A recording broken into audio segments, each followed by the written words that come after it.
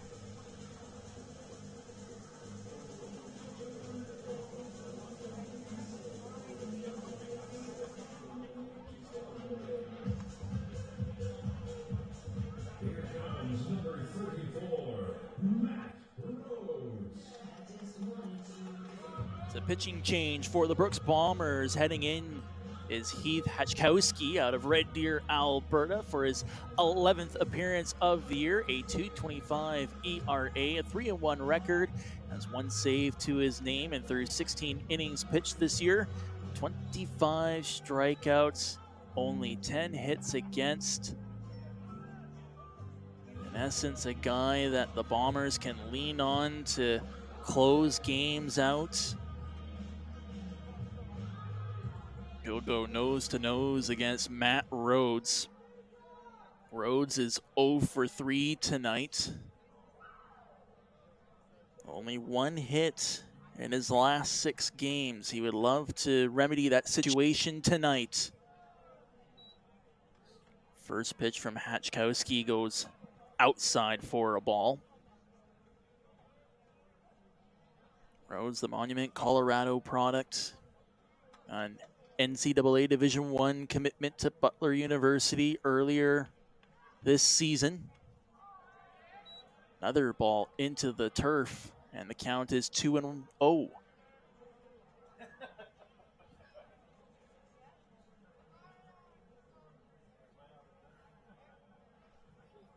Rhodes looking for the first hit to his name this series against the Bombers. The 2-0 pitch. Now 3-0.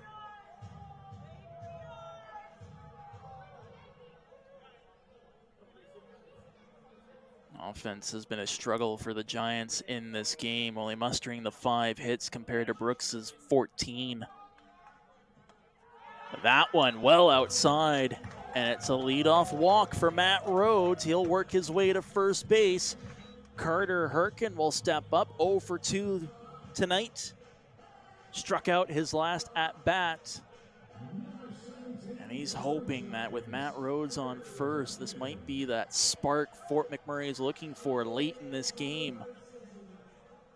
Trying to stay atop of the 3-team race for 4th in the West Division.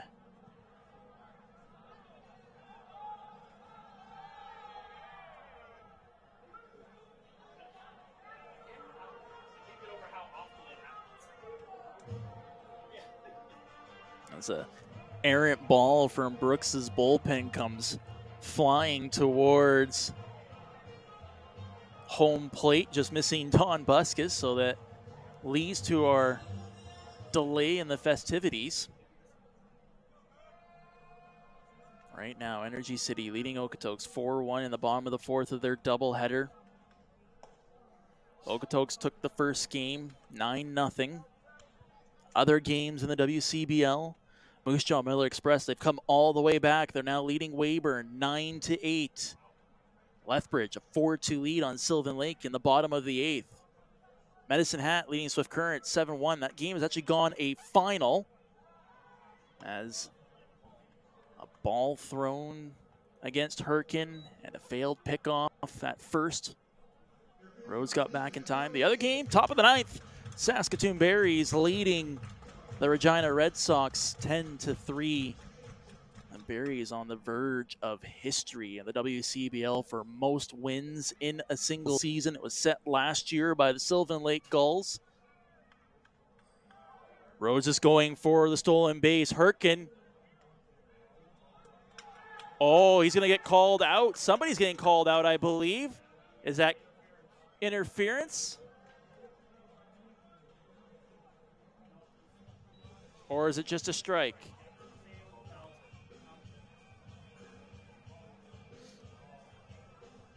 So foul tip. Here's my question. Does that mean that, or is it interference and they count as a strike? A little bit of confusion here over that call. Either way, the count is 1-2, and Matt Rhodes is standing at second base. No complaints from the Bombers dugout, and that's going to be a strikeout for Hatchkowski against Carter Herkin.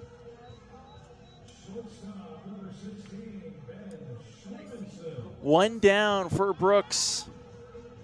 They lead it 5-2. Ben Schwimmenson will now step up to the plate. 0 for 3 so far this evening. Rhodes in scoring position.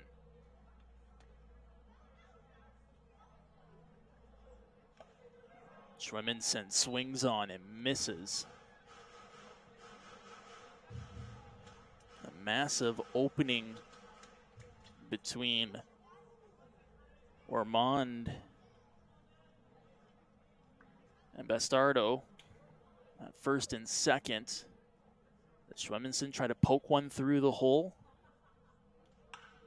This one is out to center field. Backing up, getting under it is Peyton Matthews. Makes the catch, holds Rhodes at second base. And that's 2 down in the 8th for the Bombers. Camden Sanders will now step up to the plate. He has struck out in all 3 at-bats so far tonight.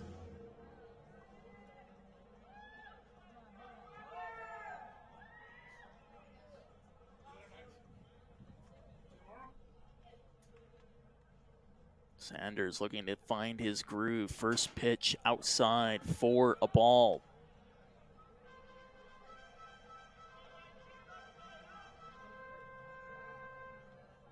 Game 3 of this 4-game set goes tomorrow night, 7:05 here in Fort McMurray at Legacy Dodge Field before they wrap it up on Saturday. And Sunday, Giants in Spruce Grove against Energy City. Doubleheader on Monday. That last playoff spot may very well be up for grabs in those final 3 games. Meanwhile, Fort McMurray trying to find their way back into this contest.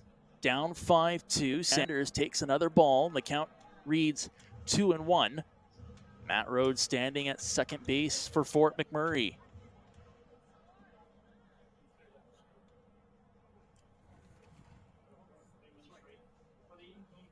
Might be Derek Stotzer who's warming up for Fort McMurray in the bullpen right now. Brooks has activities in theirs as well, but no numbers on the front of the jersey, so significantly tougher to determine who it is.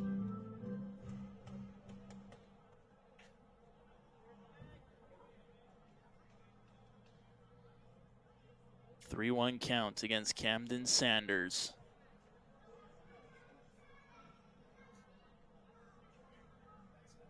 Here's the pitch.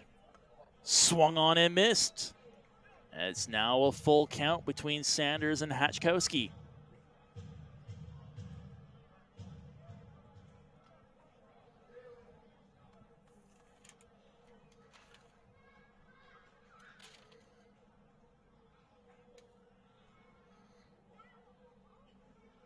Chance for the Bombers to end the 8th. Pitch inside. That will walk Sanders, and there will be runners on first and second for Fort McMurray.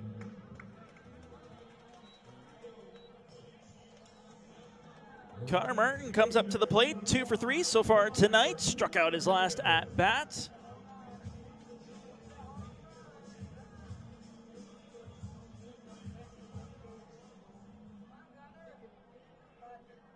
He does represent the tying run for the Giants.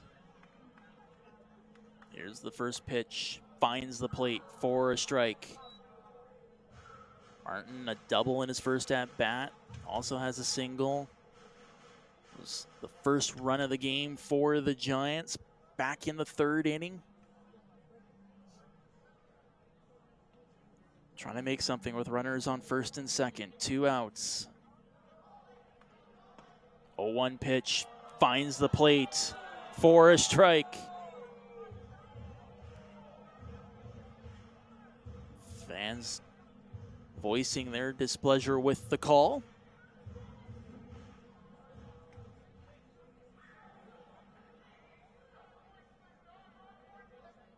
Connor Martin digs in for the 0-2 pitch.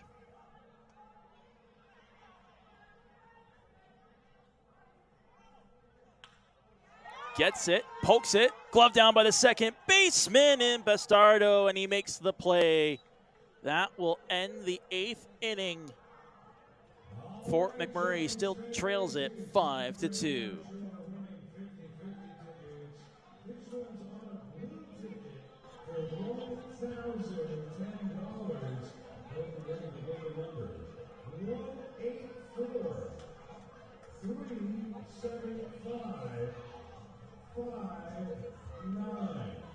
Once you get that little number, 184 375 59. You just won $1,010. Thank you for supporting Florida Minor Baseball and your Fort McMurray Giants.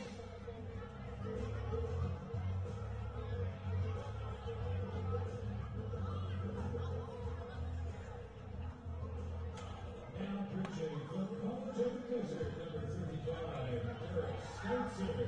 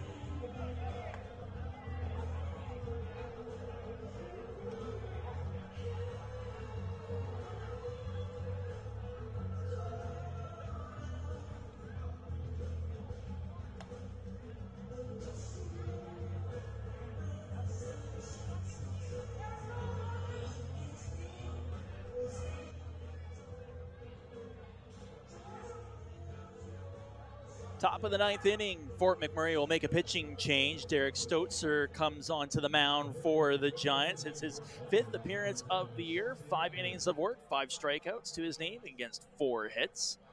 Last appeared on July 27th against Sylvan Lake, where he got 2 innings of work, did not give up a hit in that contest, as he retired all 6 batters he faced. Go head-to-head against Seth Reeker. Reeker has the ball in play, but Scott Allen makes the throw. And that's 1 down for the Giants to start this 9th inning. Trying to keep everything tight, give themselves a shot. That's what Fort McMurray is looking for. Kaya Hopfeld will step up. He's 2 for 4 so far tonight. Grounded out into a double play his last at-bat. That pitch inside for a ball from Derek Stotzer. The Redondo Beach, California product who attends College of the Desert. 8 games this past season.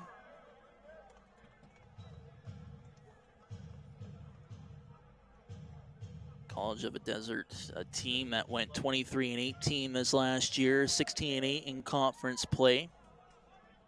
Lost their Southern California regionals to Mount San Antonio.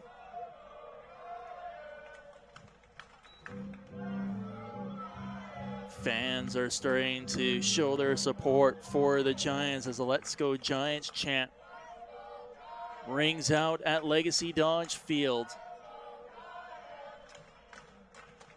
2-1 pitch from Derek Stotzer. Inside for another ball, and the count is 3-1.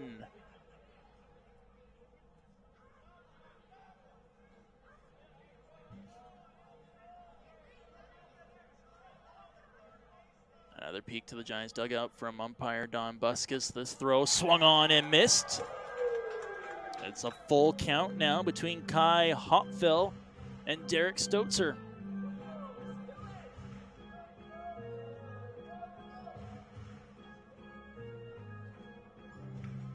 Hopfeld calls for time.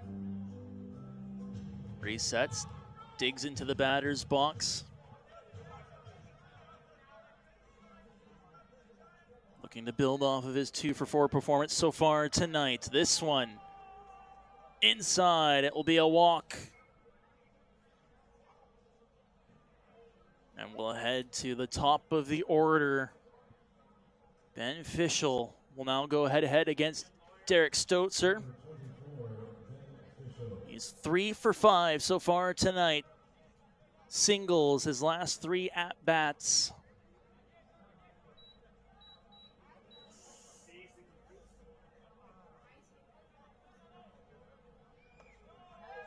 Takes a ball on the first pitch he faces from Stoutzer.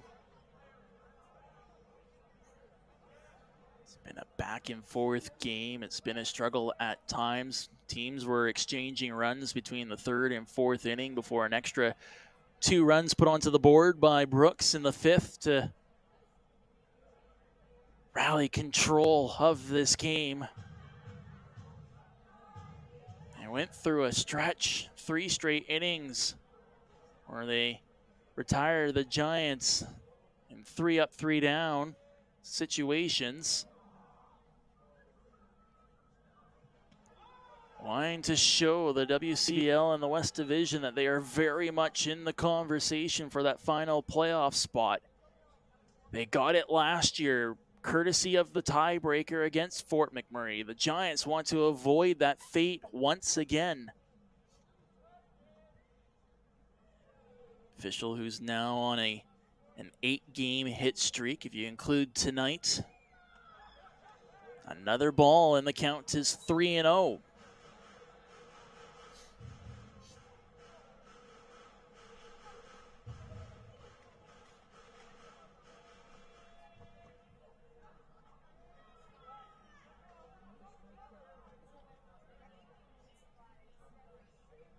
Redondo Beach, California product, Derek Stoutzer.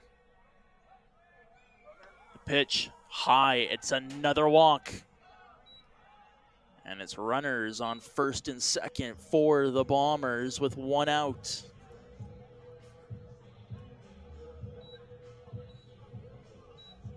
Xove looking to settle down his pitcher. Manager comes out to have a word as well.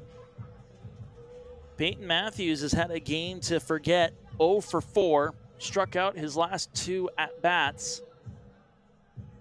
He won't mind too much, though, with his team leading this game 5-2. CJ Snowden is dancing away to the music here at Legacy Dodge Field.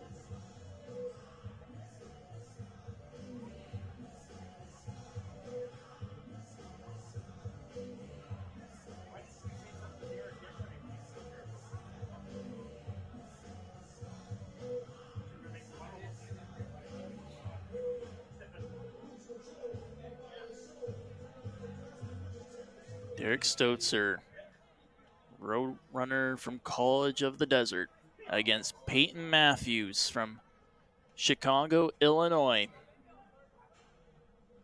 First pitch outside once again for a ball.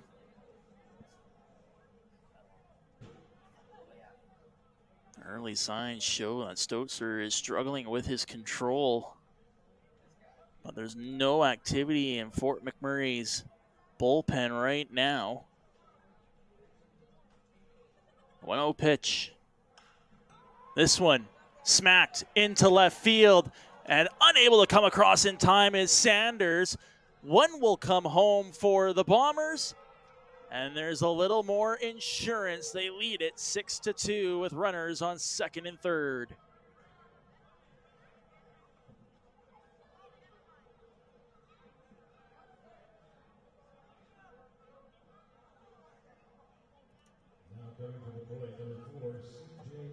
That's a big way to get off the schneid. If you're Peyton Matthews, striking out your last 2 at-bats, 0 for 4, and now an RBI double, a crucial one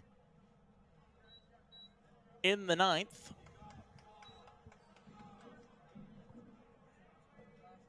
It's the 15th hit of the game. for the Bombers. Snowden, grounder to third baseman Herkin. He'll make the throw. And that's now 2 away for the Giants in this 9th inning. Troy Morrow will step up to the plate. 1 for 4 tonight. Grounded out to second baseman Scott Allen, his last at bat, the last inning. Runners in scoring position. Brooks would love to have even more insurance to really pace themselves ahead of the Giants. A ball thrown by Derek Stoetzer. Fort McMurray will look to bounce back quickly tomorrow night against these Bombers.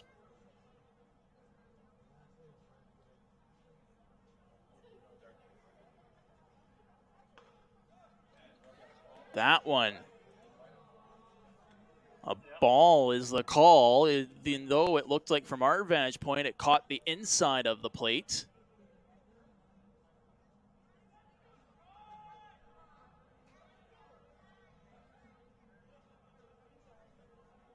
Stoetzer digs in for the 2-0 pitch. Fouled off. As Ash Amerland just missed the catch in Fort McMurray's dugout.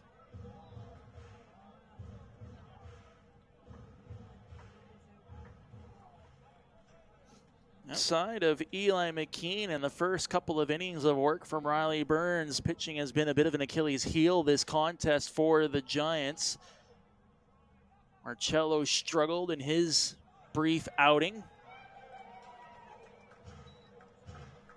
Stoetzer's control has been a little all over the place here in the 9th. Again, 15 hits against is tough to win when you give up that much offense.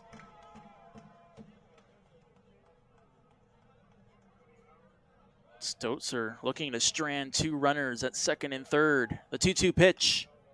It's grounded up the middle, scooped up by Schwimmensen. His throw! And landing on the base is Matt Rose, using all 6'4" of his frame. Bombers add 1 in the top of the 9th, and they lead it 6-2.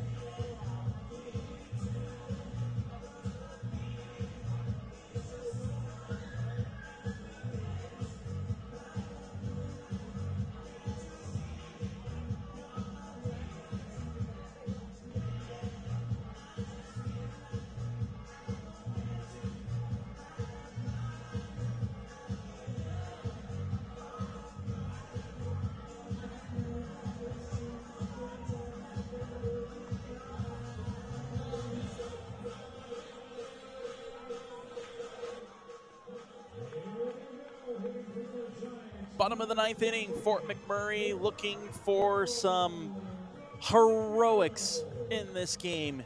They trail Brooks 6-2, and they're turning to a pinch hitter in Rico Domingo to lead them off.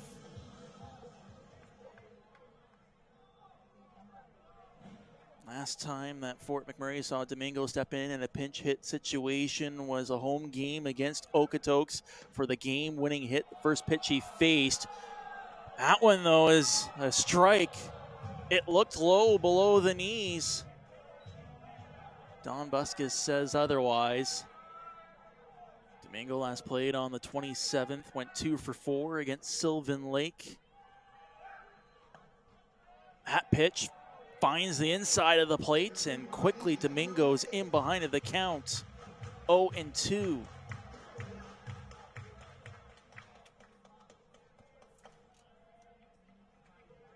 Domingo, the Vancouver, British Columbia product, who also plays at Okanagan College.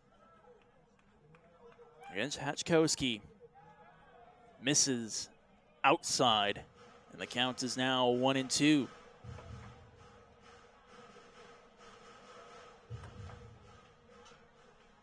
Everybody's on their feet in the dugouts. Giants looking for some sort of a spark and a miraculous rally in this game. This one's popped up in foul territory, but will work its way beyond the fence. And Domingo stays alive in this at-bat against Hatchkowski.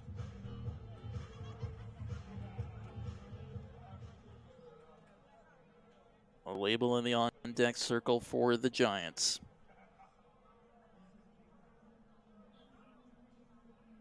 The 1-2 pitch. Fouled off by Domingo.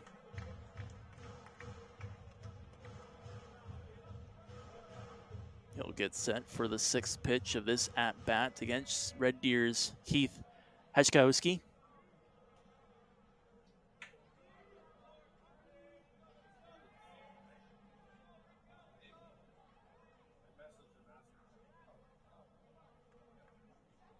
Here's the pitch. Finds the plate for a strikeout. One down in this 9th inning by the Bombers. And Elijah Olable will now step up to the plate for Fort McMurray. 1 for 3 tonight. Struck out twice, including his last at-bat. Trying to get a runner on base for the Giants, who trail this game by 4.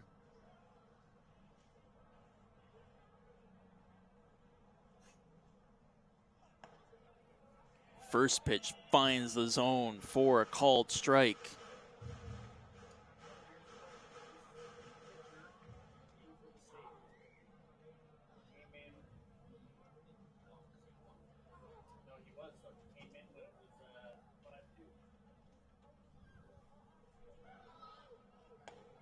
A 1 pitch outside for a ball.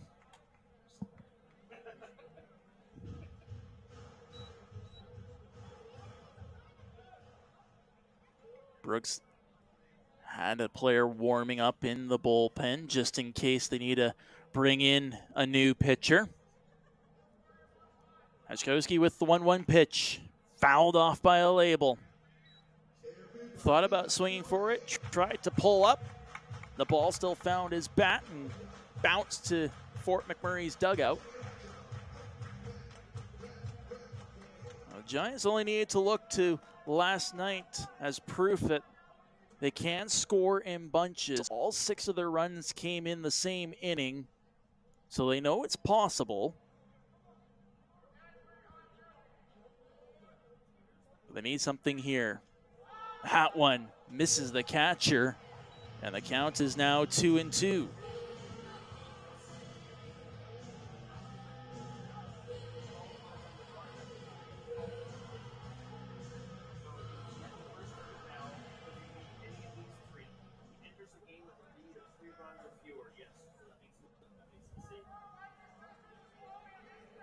Here's the 2-2 pitch from Heath Hechkowski, looking for a save in this game.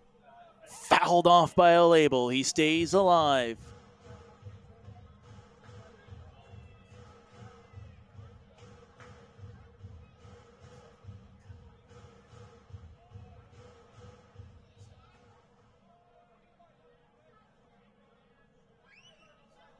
Very least, Fort McMurray wants to split the 4-game series with Brooks before taking on Energy City.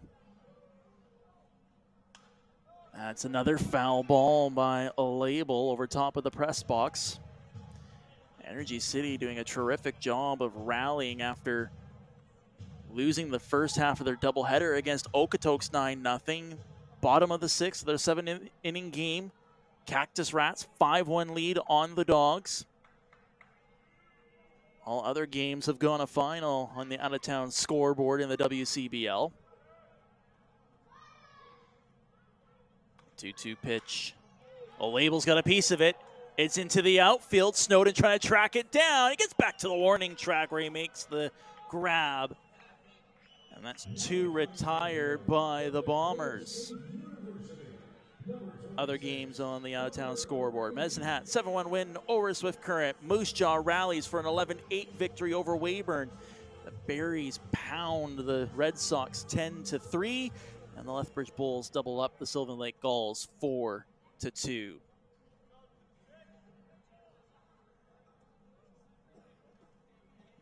Meanwhile, this one's still into the late stages of the night. Connor Rainey is up at the plate. Swung on and missed. Martin 0 for 2, struck out his last at-bat, was also walked twice in this game.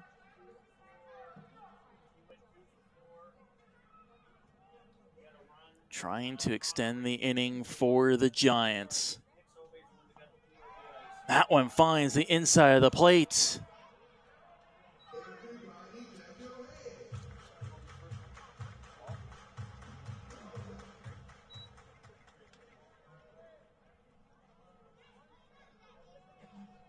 Hechkowski gets set for the 0-2 pitch and potential save in this game to bring the Brooks within a game of the 4th and final playoff spot. Swung on and missed. Hechkowski retires the Giants in the 9th inning, and Brooks responds with a 6-2 win on the road. Game 3 of this series goes tomorrow night. First pitch is at 7:05.